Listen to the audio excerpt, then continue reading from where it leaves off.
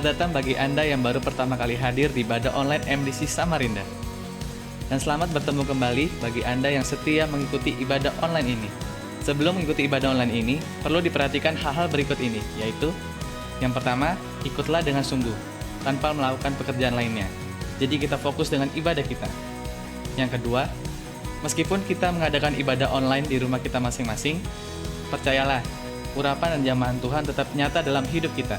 Mari segera saja kita ikuti bersama ibadah online MDC Samarinda. Selamat menikmati ibadah. Kita bersyukur bahwa Tuhanlah sumber kekuatan kita, amin. Mari kita memuji dan menyembah Tuhan bersama-sama.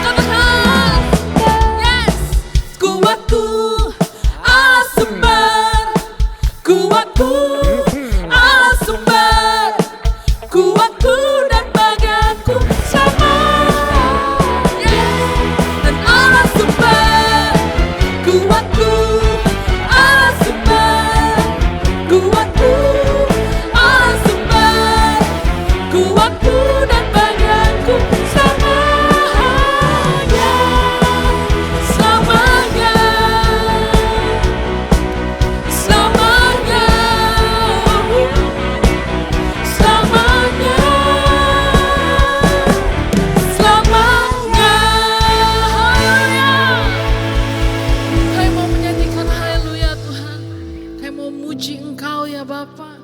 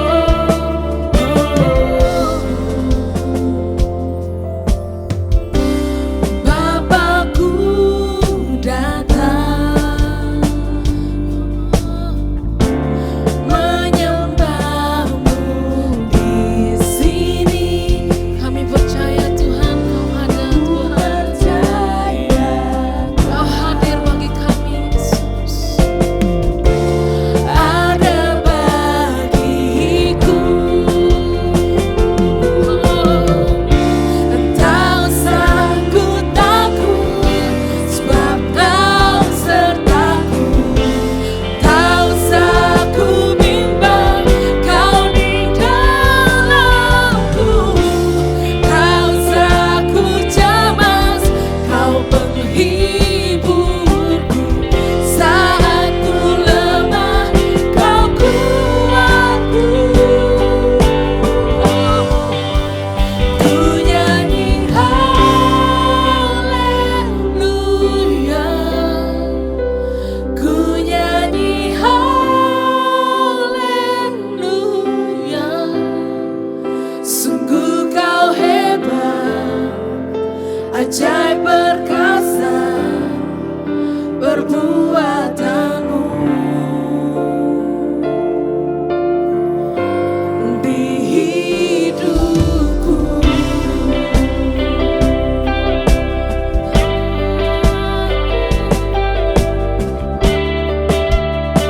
Inilah kami ya Tuhan. Bapakku datang menyembahmu Tuhan, menyembahmu.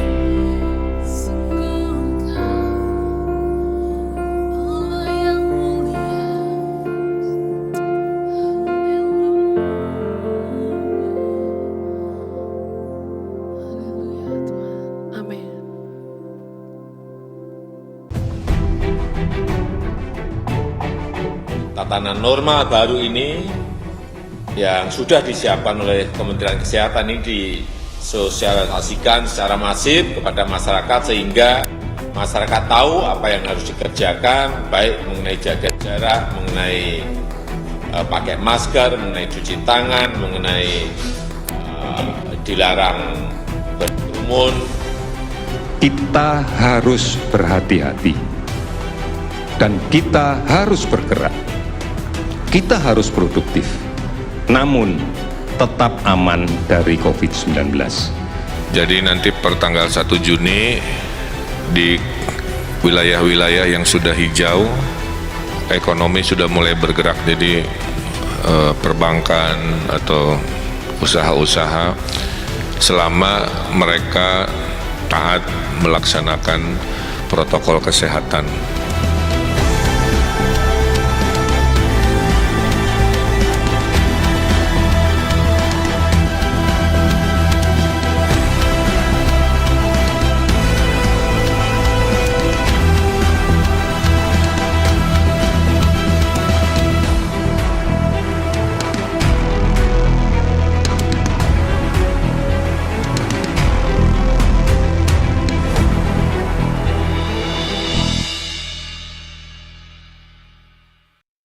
Berbicara tentang babak sejarah budaya Renaissance, kita tidak boleh mengabaikan Michelangelo. Yang bersangkutan adalah seniman dari Italia yang hidup di akhir abad ke-15. Dan dikenal sebagai seorang pemahat serta pelukis yang sangat hebat. Menjelang akhir tahun 1501, Michelangelo memperoleh kepercayaan untuk meneruskan pemahatan sebuah batu pualam yang berukuran besar. Batu pualam yang selama ini tergeletak di halaman bengkel katedral kota Florence di Italia.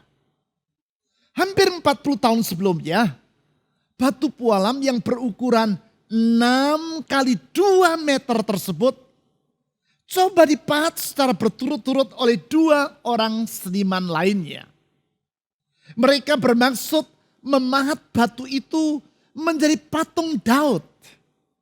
Namun tanpa alasan yang jelas, mereka tidak meneruskan karya mereka.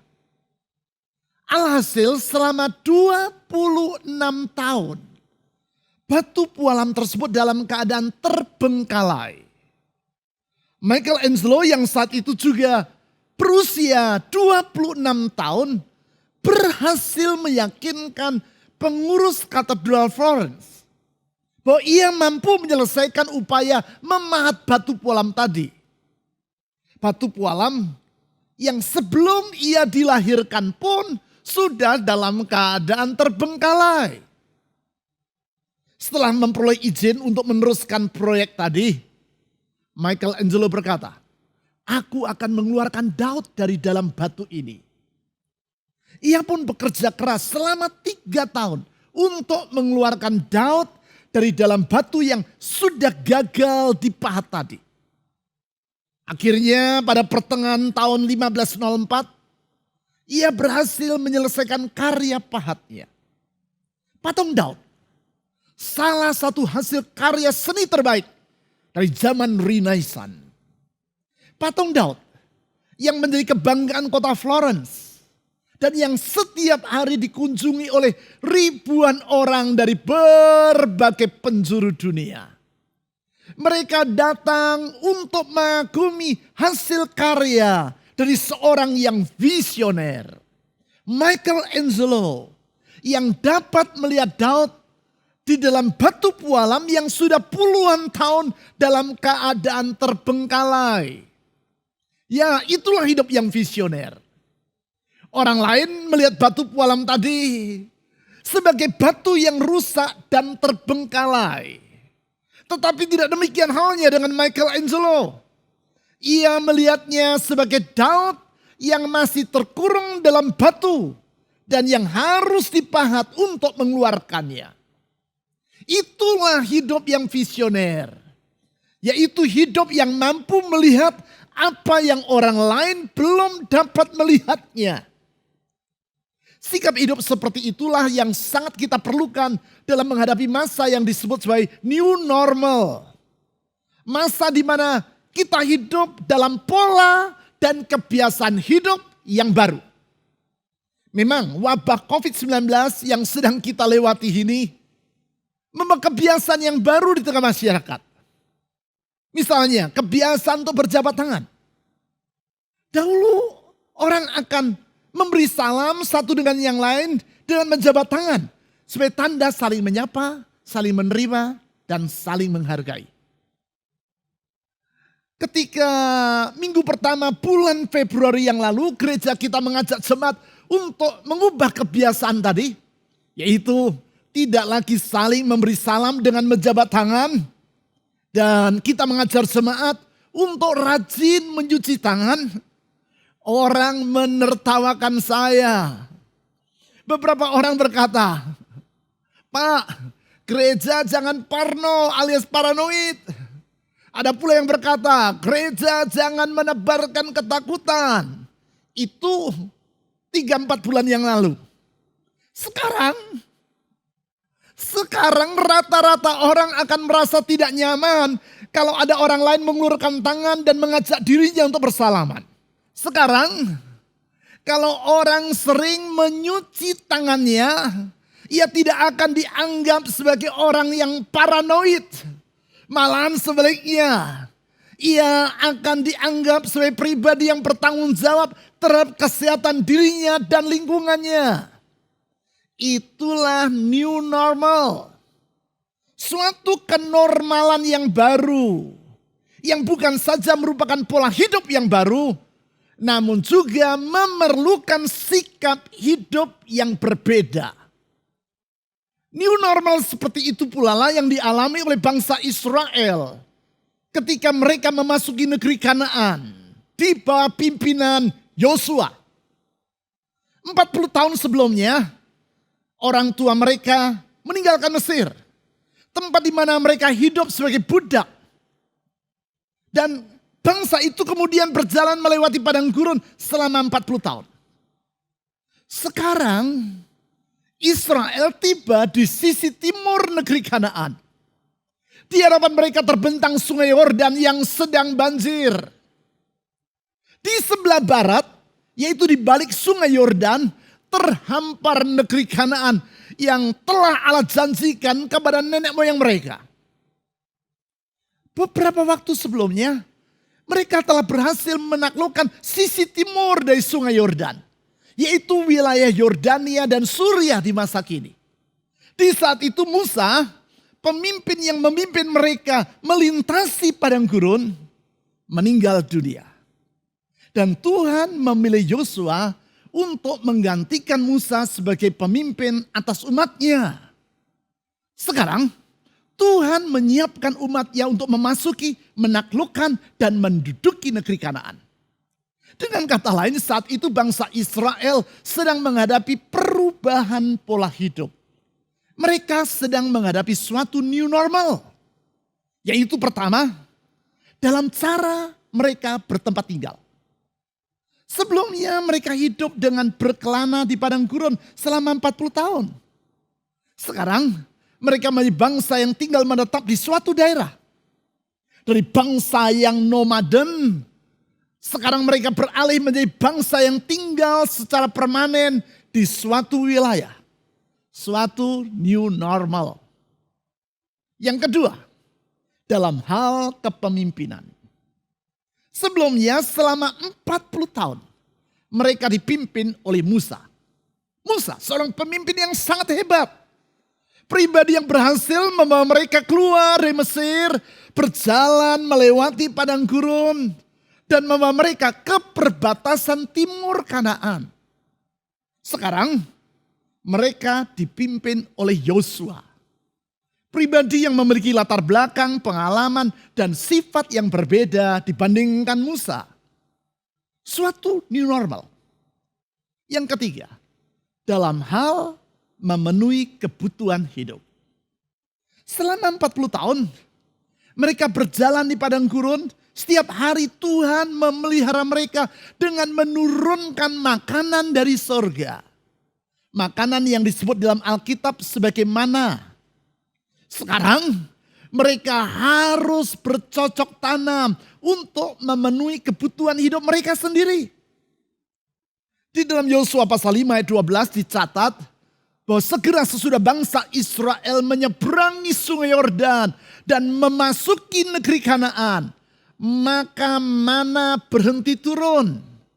Artinya kalau selama ini mereka tinggal terima beres, karena setiap pagi Tuhan menyediakan makanan untuk mereka, sekarang mereka harus berupaya untuk memperoleh makanan bagi diri mereka sendiri. A new normal. New normal.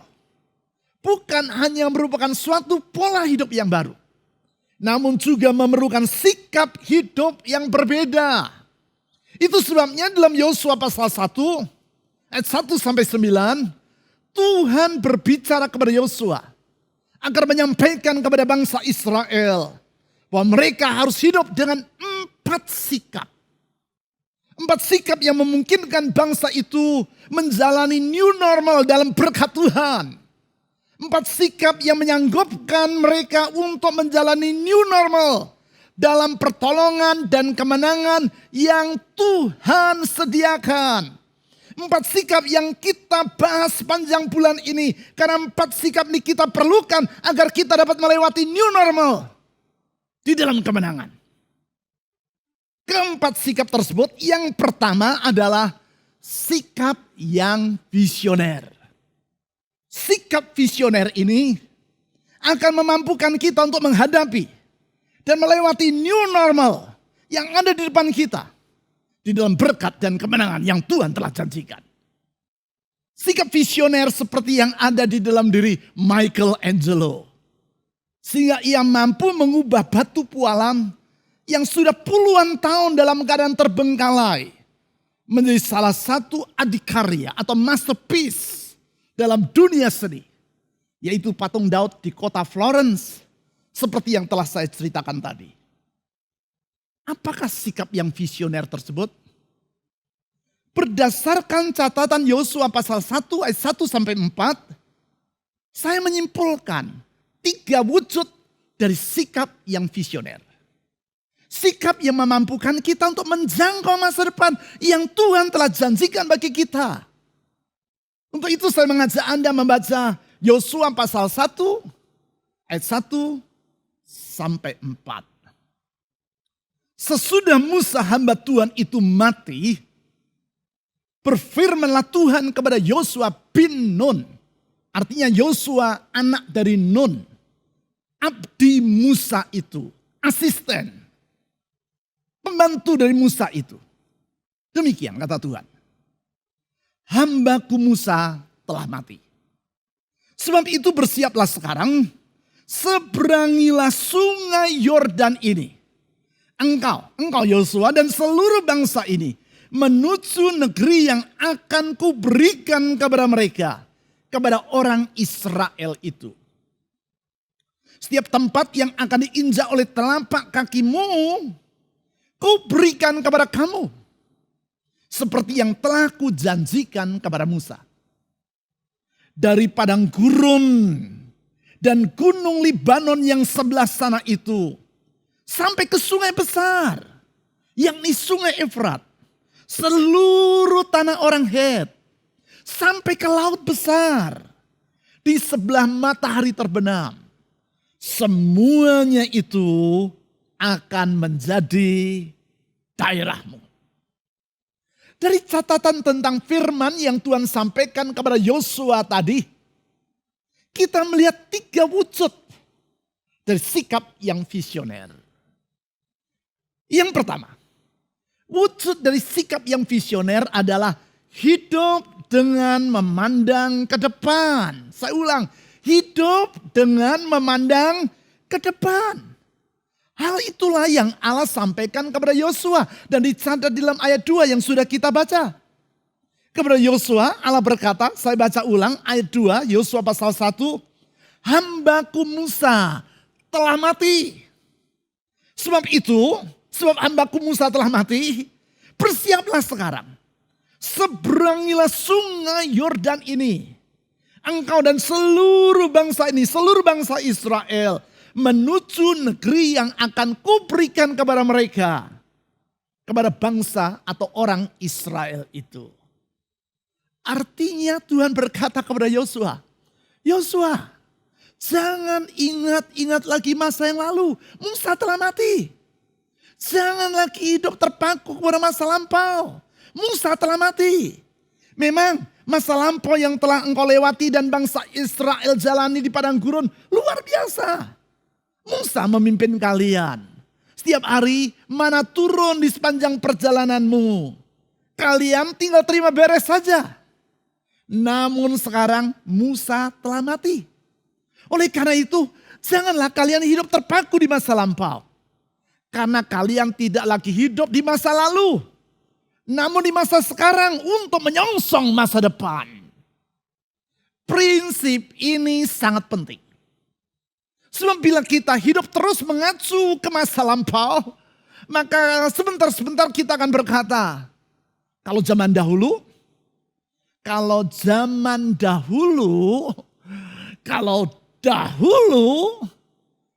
kita sering mengucapkan kata itu, akibatnya kita tidak akan pernah mengalami kemajuan.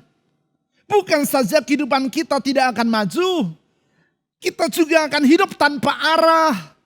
Dan bukannya tidak mungkin kita akan terjerumus ke dalam kehidupan yang porak-poranda.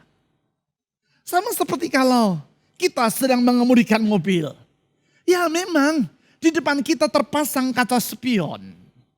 Dengan kaca spion itu kita dapat melihat ke belakang. Melihat ke bagian jalan yang telah kita lewati. Namun kita tidak akan mengemudikan mobil dengan terus melihat ke belakang. Sebab kalau kita terus melihat ke belakang, maka kita tidak akan menyadari bahwa jalan yang sedang kita lalui mulai berubah. Ketika jalan di depan berbelok ke kanan atau ke kiri, kita tidak akan tahu. Akibatnya kita akan menabrak apa saja yang ada di depan kita. Bahkan bisa jadi kita akan terjebur ke dalam jurang. Pengemudi yang bijaksana akan mengemudikan mobilnya dengan melihat ke depan. Memang sesekali ia akan melihat ke belakang melalui kaca spion. Namun mayoritas dari waktunya akan ia gunakan untuk melihat ke depan. Dan mengarahkan mobil sesuai dengan apa yang ia lihat ada di hadapannya. Begitu juga dalam kehidupan di era new normal ini. Kita harus hidup secara visioner. Hidup dengan memandang ke depan. Jangan hidup bernostalgia akan masa lampau. Kita tidak lagi hidup di masa lampau. Namun di masa kini untuk menyongsong masa depan. Memang sesekali kita perlu mengingat masa lampau. Yaitu untuk bersyukur kepada Tuhan. Atas semua kebaikannya yang telah kita alami. Namun kita harus melihat hari depan. Yaitu masa depan seperti yang telah Tuhan janjikan. Artinya kita tidak boleh hidup dengan cara pikir yang lama. Gaya usaha yang lama. Cara kerja yang lama. Sebab banyak hal yang telah berubah di masa new normal ini. Suka tidak suka kita harus menghadapi realitas yang baru ini. Ya. Merupakan suatu kenyataan bahwa kita tidak lagi hidup di masa lalu. Oleh karena itu, jangan hidup terpaku pada masa lalu. Entah itu masa lalu yang penuh suka atau masa lalu yang penuh duka. Entah itu masa lalu yang menyenangkan ataupun masa lalu yang menyedihkan. Semua itu telah berlalu. Ingat, kasih Kristus telah menghapuskan masa lampau yang memedihkan. Dan ia membentangkan masa depan yang baru bagi kita, anak-anaknya. Masa depan yang lebih indah. The best is yet to come. Masa depan yang terbaik akan segera disajikan. Oleh sebab itu, hiduplah dengan sikap yang visioner. Visioner artinya hidup dengan memandang ke depan. Yang kedua, sikap yang visioner adalah hidup dengan cakrawala pikir yang luas. Cakrawala pikir atau horizon pikiran yang luas.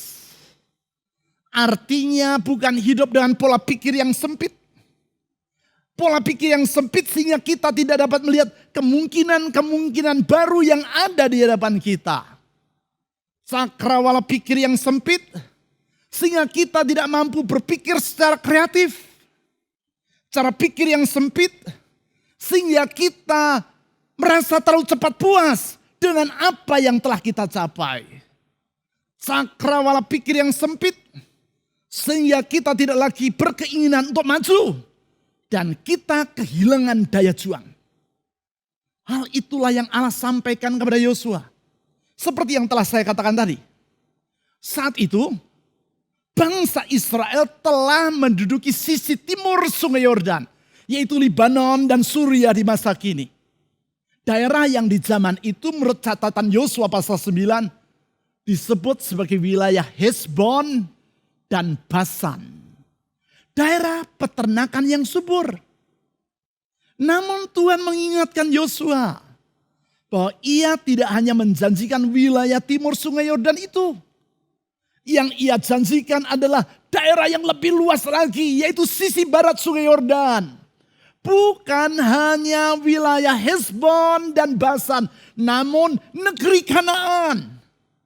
Oleh karena itu di dalam Yosua pasal 1 ayat 3 dan 4 Tuhan berkata seperti demikian kepada Yosua. Yosua pasal 1 ayat 3 dan 4. Setiap tempat yang akan diinjak oleh telapak kakimu, kuberikan kepada kamu. Seperti yang telah kujanjikan kepada Musa. Dari padang gurun dan gunung Libanon yang sebelah sana itu. Artinya Yosua, lihat padang gurun yang di selatan. Sampai ke Libanon yang ada di utara. Bahkan sampai ke sungai besar. Yang di sungai Efrat, seluruh tanah orang Het. Itulah daerah yang berada jauh di utara. Di perbatasan wilayah Babel. Sampai ke laut besar. Di sebelah matahari terbenam. Artinya sampai ke pantai sisi barat. Yaitu pantai laut besar. Atau yang di masa sekarang disebut sebagai laut tengah. Semuanya itu kata Tuhan kepada Yosua akan menjadi daerahmu. Singkat kata Tuhan berkata kepada Yosua, Yosua dan bangsa Israel, jangan kalian berpikir secara sempit. Ayo luaskan cakrawala pikirmu. Ayo berpikirlah dengan visioner. Sehingga engkau akan dapat melihat kemungkinan-kemungkinan yang baru yang ada di hadapanmu. Tentu Anda pernah mendengar kisah tentang dua perusahaan sepatu yang mengirim salesman mereka ke sebuah pulau yang sama. Pulau yang jauh dari mana-mana. Mereka berdua, kedua salesman itu dikirim secara terpisah untuk maksud yang sama. Yaitu untuk menjajaki kemungkinan memasarkan sepatu di pulau tersebut. Sesudah mereka berdua tiba di pulau tadi, tidak berapa lama kemudian salesman yang pertama mengirim berita ke kantornya. Saya akan segera meninggalkan pulau ini dan pulang. Tidak ada gunanya bagi saya untuk tinggal berlama-lama di pulau yang berpenduduk 100.000 jiwa ini. Karena di sini tidak seorang pun yang mengenakan sepatu. Artinya mereka tidak memerlukan sepatu. Oleh karena itu lebih baik saya pulang saja. Di hari yang sama, salesman yang kedua juga mengirim berita ke kantornya. Berita yang sama sekali berbeda dengan yang dikirimkan oleh salesman yang pertama. Berita yang berbunyi, kirimkan 100.000 pasang sepatu ke pulau ini. Tidak seorang pun di antara penduduk di pulau ini yang mengenakan sepatu. Artinya mereka masih memerlukan sepatu. Saya akan tinggal di sini agak lama. Yaitu untuk memasarkan 100.000 pasang sepatu kepada mereka yang belum memilikinya. Pulau yang sama, penduduk yang sama, kondisi yang sama, Namun tindakan kedua salesman sepatu ini berbeda satu dengan yang lain. Mengapa berbeda? Karena sikap hidup mereka yang berbeda. Salesman pertama bersikap pesimis. Salesman kedua bersikap optimis. Salesman pertama bersikap tidak visioner. Salesman yang kedua bersikap visioner. Salesman pertama hidup dengan cakrawala pikir yang sempit. Yang kedua, hidup dengan cakrawala pikir yang luas. Salesman pertama, hidup tidak kreatif. Yang kedua, hidup secara kreatif. Salesman pertama tidak mampu melihat peluang. Yang ia lihat hanyalah kesulitan. Salesman kedua mampu melihat kesempatan. Sehingga yang ia lihat adalah peluang yang terbuka untuk memasarkan 100.000 pasang sepatu. Menghadapi era new normal, cara pikir yang kreatif seperti itulah yang harus ada dalam diri kita. Kreatif. Karena kita hidup dalam cakrawala pikir yang luas, alias hidup dengan sikap yang visioner. Untuk itu kita tidak boleh membatasi karya Allah dalam kehidupan kita. Namun kita wajib bersikap terbuka kepadanya. Karena kita yakin rancangan Allah masih belum selesai dalam kehidupan kita. Masa depan yang lebih indah telah Ia sediakan. The best is yet to come. Masa depan yang terbaik akan segera disajikan. Sehingga dengan demikian kita akan hidup dengan sikap yang visioner. Yaitu hidup dalam cakrawala pikir yang luas. Sekarang yang ketiga. Sikap yang visioner adalah sikap tanpa merasa takut akan hari esok. Tidak merasa takut akan hari esok. Mengapa banyak orang tidak mampu memikirkan masa depan? Dan mengapa mereka hidup dengan cakrawala pikir yang sempit? Karena mereka takut menghadapi hari esok. Ketakutan seperti itulah yang menguasai hati 10 orang pengintai. Yang 40 tahun sebelumnya telah memasuki negeri Kanaan bersama dengan Yosua dan Kaleb. Yang mereka lihat di situ adalah para raksasa. Mereka melupakan firman Tuhan. Bahwa sesungguhnya negeri Kanaan telah Allah janjikan dengan bersumpah kepada nenek moyang mereka. Sebagai akibat, roh ketakutan ini menular dan menjalar di antara bangsa Israel. Sehingga seluruh bangsa Israel ingin kembali ke Mesir. Alhasil, semua mereka harus berjalan berputar-putar selama 40 tahun di padang gurun. Itu sebabnya sekarang Allah mengingatkan Yosua tentang janjinya.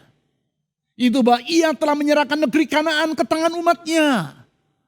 Hal tersebut Allah ulang-ulang di ayat 2 dan 3. Di situ dicatat Allah berkata demikian kepada Yosua. Saya baca kembali ayat 2 dan 3. Hambaku Musa telah mati. Sebab itu bersiaplah sekarang. Seberangilah sungai Yordan ini. Engkau dan seluruh bangsa ini menuju negeri yang, perhatikan ini. Yang akan kuberikan kepada mereka. Saya ulang, yang akan kuberikan kepada mereka, kepada orang Israel itu.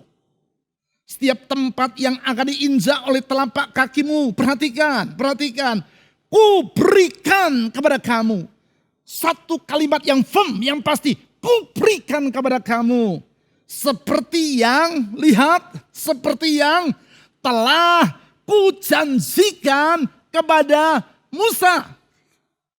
Dengan mengingatkan Yosua dan umatnya akan janjinya. Tuhan menegaskan, Yosua, aku menjamin bahwa negeri itu pasti akan menjadi milikmu. Pasti. Bukan semoga kiranya. Pasti. Bukan kemungkinan besar. Pasti. Bukan siapa tahu. Bukan Yosua. Namun pasti.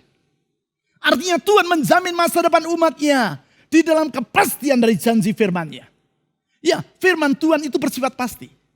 Itu sebabnya masa depan yang ia janjikan juga bersifat pasti. Coba bayangkan, kalau Anda memperoleh jaminan yang pasti dari Tuhan akan masa depan Anda, akankah Anda merasa takut untuk menghadapi hari esok? Jelas tidak. Anda tahu bahwa masa depan yang lebih indah telah Tuhan sediakan. The best is yet to come. Masa depan yang terbaik akan segera disajikan. Kalau Tuhan menjamin masa depan Anda, masihkah Anda akan hidup dengan cakrawala pikir yang sempit? Jelas tidak. Anda akan hidup dengan sikap yang visioner. Sikap visioner. Sehingga Anda dapat memandang jauh ke depan.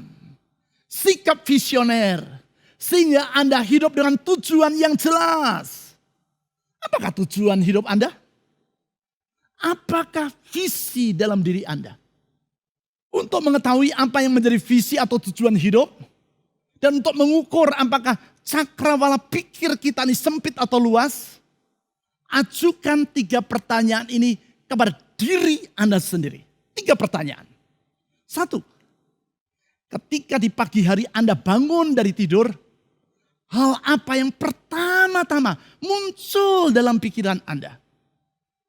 Kedua, sepanjang hari, apa yang paling banyak Anda pikirkan? Ketiga, menjelang Anda tidur, apa yang memenuhi pikiran Anda?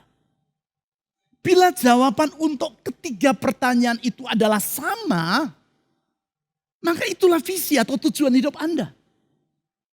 Seorang pelatih sepak bola yang visioner, begitu ia bangun tidur, hal pertama yang ia pikirkan adalah bagaimana tim yang saya latih akan memenangkan pertandingan di akhir minggu ini.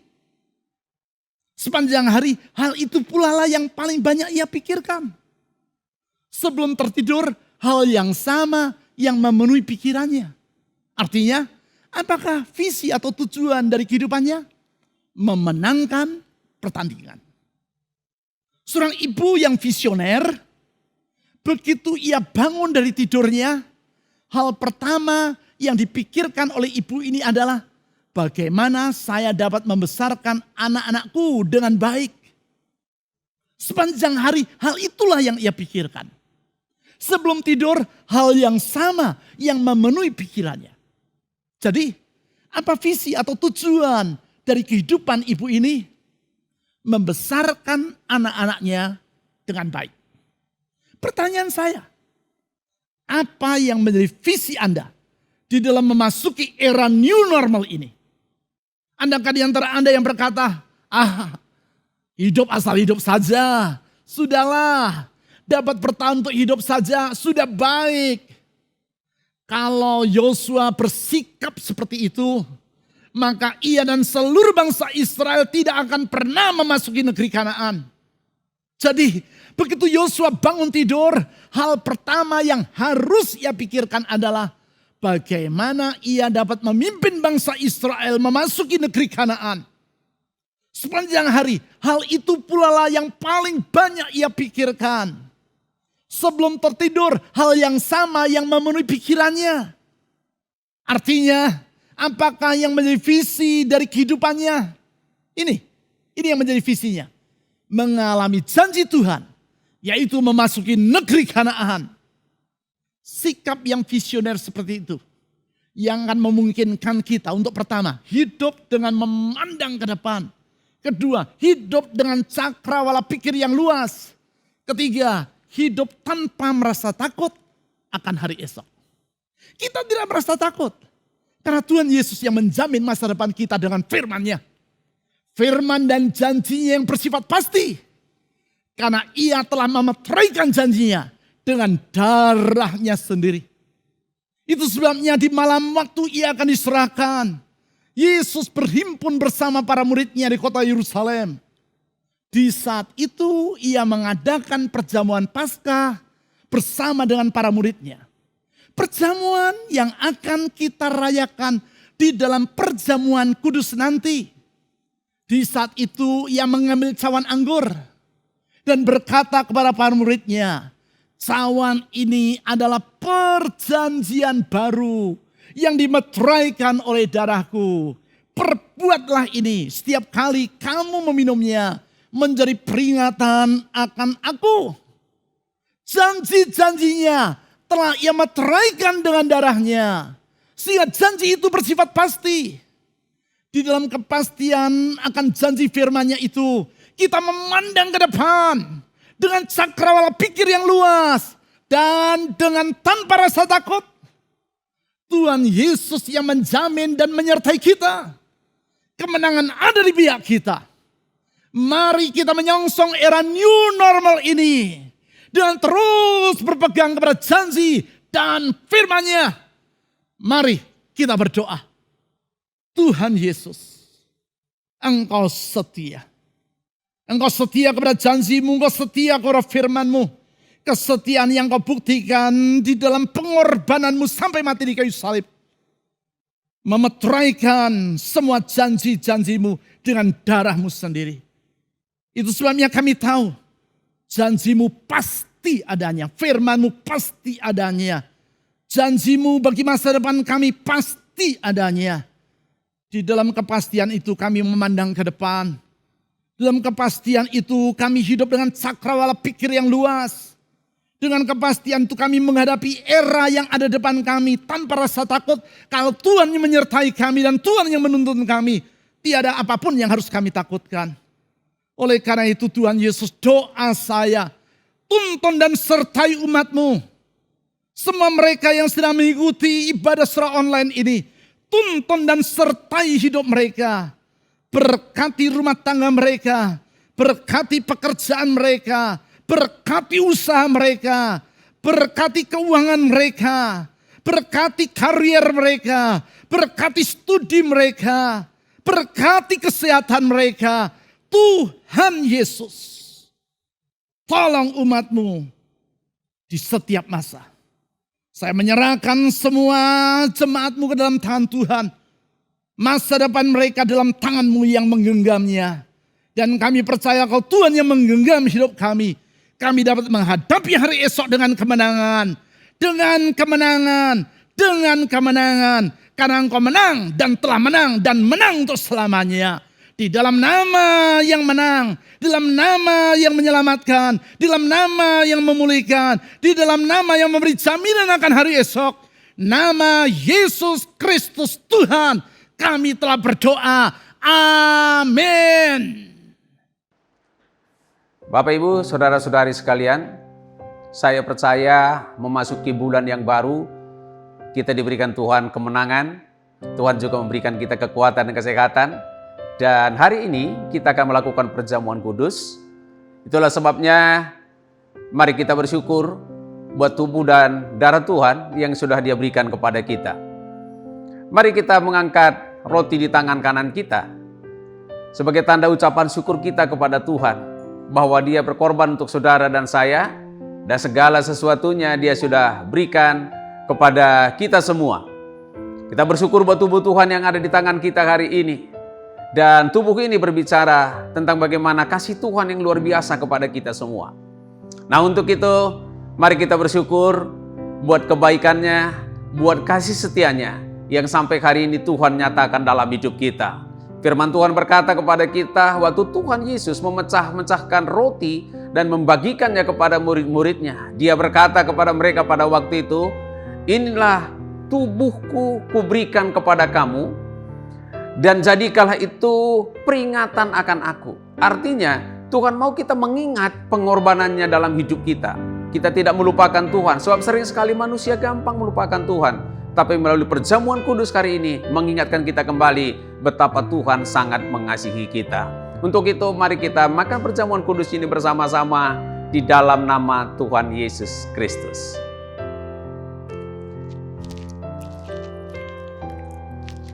Mari kita mengangkat cawan di tangan kanan kita. Cawan ini adalah cawan perjanjian baru kata Alkitab yang sudah dimeteraikan oleh darah Yesus. Dan darah Yesus berbicara tentang kehidupan. Tidak ada manusia hidup tanpa darah. Dan darah Yesus juga memberikan kehidupan baru kepada kita. Sehingga kita bisa namanya mengalami hidup yang kekal bersama-sama dengan Dia.